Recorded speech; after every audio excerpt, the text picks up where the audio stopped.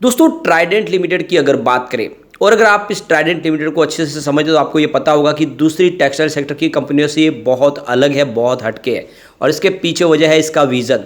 आप देख सकते हो कि कंपनी अपने प्लांट के लिए खुद बिजली का निर्माण करते हैं और वो भी ग्रीन एनर्जी के माध्यम से, यानी वेस्ट से कंपनी बिजली बनाती है और जो पानी इस्तेमाल कर चुके हैं उसको ट्रीटमेंट के माध्यम से फिर से यूज़ करने लायक बनाती है। और ऐसी कंपनियां बहुत कम है।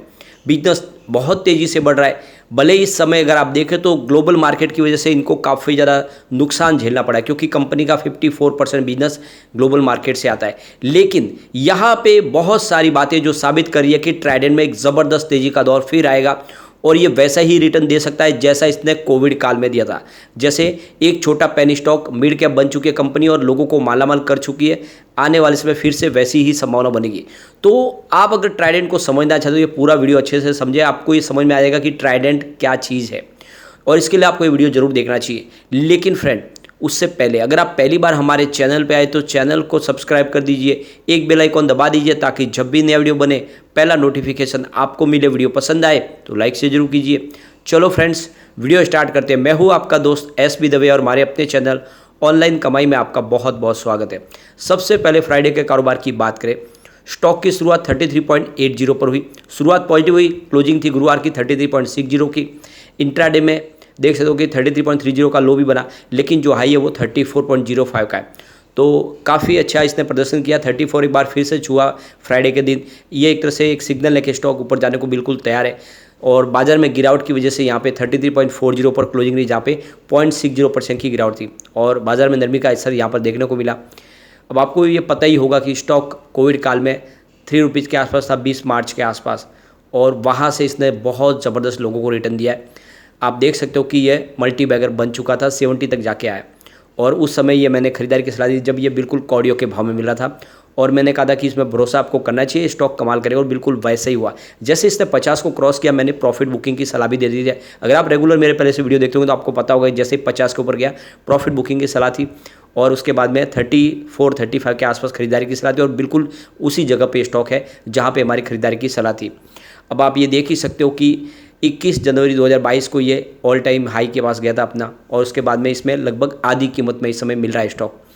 आप ये देख सकते हो कि पिछले एक साल के हिसाब से स्टॉक में 22% का गिरावट फिर से हो गया है। 43 के आसपास स्टॉक था। अगर हम बात करें 6 मंथ के तो यहाँ पे 8% की गिरावट है। 36 के आसपास स्टॉक था 6 महीने पहले, और 1 मंथ के हिसाब से लगभग 4% की वापस रिकवरी हो चुकी है। 31 से स्टॉक इस समय देख सकते हो कि 34 तक आया। वैसे इसने जो लो बनाया था वो 25 का था, और निचले लेवल से देखते तो काफ़ी अच्छा रिकवर भी हो चुका है। 5 डेज के हिसाब से देखें तो 2% की तेजी है। कुल मिला के देख सकते हो कि स्टॉक फिर से ऊपर जाने को तैयार हो चुका है। अब ट्राइडेंट लिमिटेड की बात करें तो पद्मश्री राजेंद्र गुप्ता ने इसकी शुरुआत की थी पंजाब से, और आप देख सकते हो कि उसके बाद में यह बिजनेस मध्य प्रदेश तक पहुंच गया, और अब मध्य प्रदेश से इनकी नज़र गुजरात के ऊपर है। गुजरात में जल्दी ही कंपनी कुछ बड़े प्रोजेक्ट शुरू करने की संभावनाएं तलाश रही है। कंपनी की शुरुआत टेक्सटाइल से हुई थी, लेकिन उसके बाद में कंपनी केमिकल डिवीज़न में भी बहुत तेज़ी से आगे बढ़ी और पेपर के डिवीज़न में भी आगे बढ़ी। सबसे बड़ी बात है कि टेरिटोल्स में वर्ल्ड के अंदर एक लार्जेस्ट मैन्युफैक्चरिंग कंपनी के रूप में इसको जाना जाता है, और बहुत ही प्रीमियम प्रोडक्ट बनाती है कंपनी, जिसकी डिमांड विश्व के काफ़ी बड़े देशों में है। कंपनी की शुरुआत भले ही पंजाब से हुई है, लेकिन आज विश्व के 100 देशों में कंपनी का कारोबार है और वहाँ पे अपने प्रोडक्ट कंपनी बेच रही है। यहाँ पे सबसे बड़ी बात है कि नवंबर 12, 2022 में ही कंपनी ने अपने एक्सपेंशन और मॉडर्नाइजेशन प्लान को मंजूरी दे दी है, यानी इनका होम टेक्सटाइल का बिजनेस और केमिकल के डिवीज़न में और बिजनेस को आगे बढ़ाया जाएगा। उसके लिए प्लांट की कैपेसिटी को बढ़ाया जाएगा, उसको मॉडर्न तरीके से फिर से बनाया जा रहा है। तो आप समझ सकते हो कि बिजनेस यहाँ पे बढ़ेगा न कि रुकेगा।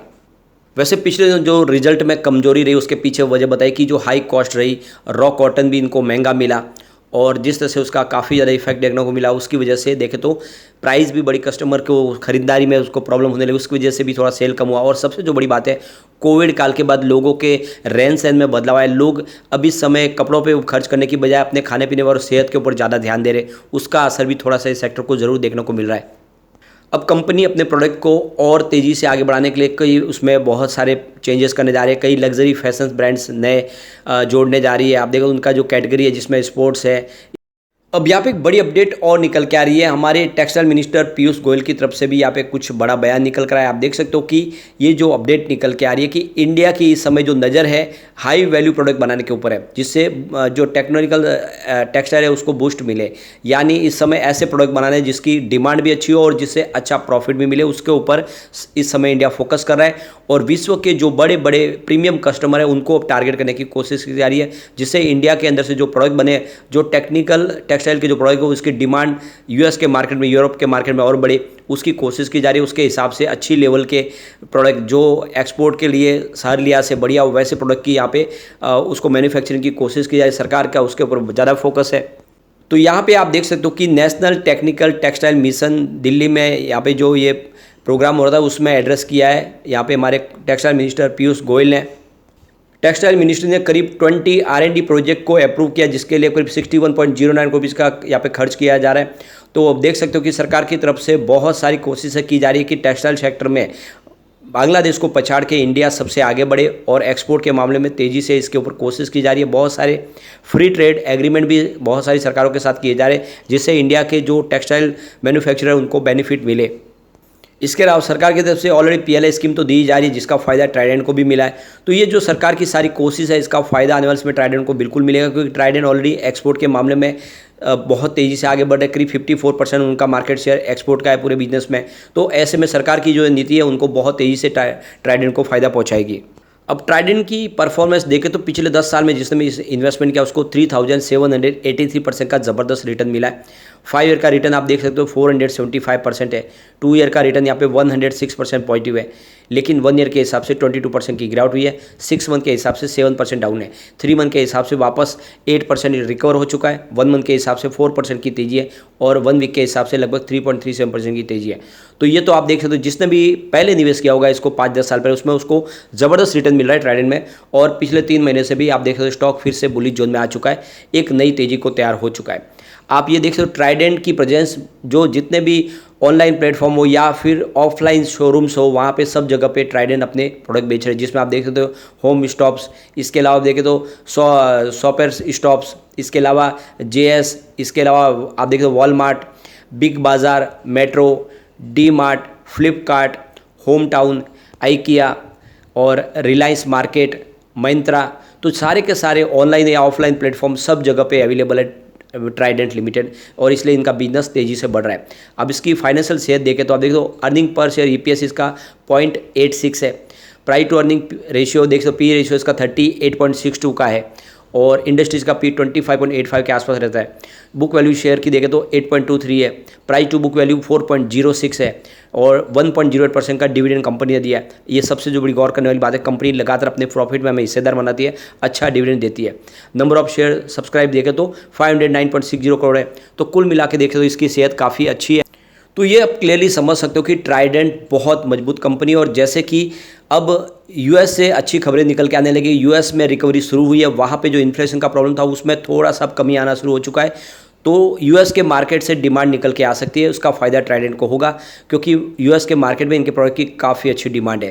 दूसरी तरफ यूरोपियन मार्केट की बात करें तो वहाँ पे काफ़ी समय से युद्ध चल रहा है, आखिर उसका नतीजा अंत में ही होगा, उसको बंद करना ही होगा, कितने दिन युद्ध चलेगा, वहाँ से भी इनका मार्केट पॉजिटिव होगा, फिर इसमें एक तेज़ी का दौर शुरू होगा। हमने इस बार रिजल्ट देखा, बेहतर रहा है पिछले मुकाबले, तो ये कुछ पॉजिटिव सिग्नल निकल के आ रहे। वैसे भी आपको पता होगा इनके जो ऐसे प्रोडक्ट कंपनी बना दी जिसको काफ़ी ज़्यादा पैटर्न हासिल अच्छा है US के मार्केट में या फिर यूरोपियन बाजार में, इंडिया के बाजार में, तो कंपनी जिस दम पे अपने प्रोडक्ट आगे तेज़ी से बढ़ा रही है उस हिसाब से कह सकते हैं कि ये कंपनी एक मल्टीबैगर बनने की काबिलियत रखती है और भविष्य में इसकी प्राइस जो है वो 500 को टच कर सकती है।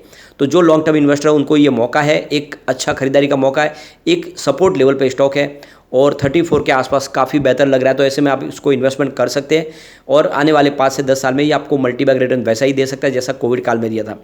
लेकिन एक बात का ध्यान रखें कि अभी बाजार ऑल टाइम हाई के पास है, हो सकता है कि थोड़ा और गिरावट हो तो फिर ये स्टॉक थोड़ा नीचे भी आ सकता है। तो थोड़ा थोड़ा खरीदारी शुरू करें, एक साथ में न करें, डिप में और खरीदारी करें, लेकिन ऐसे स्टॉक में आपको इन्वेस्टमेंट जरूर करना चाहिए। लेकिन फ्रेंड, कोई भी इन्वेस्टमेंट करने से पहले अपने फाइनेंशियल एडवाइजर से एक बार ले ले या अपना खुद का रिसर्च करें, क्योंकि मैंने वीडियो आपके एजुकेशनल पर्पज़ के लिए ही बनाया। वीडियो पसंद आए तो लाइक से जरूर कीजिए और चैनल को सब्सक्राइब कर दीजिए। Thank you.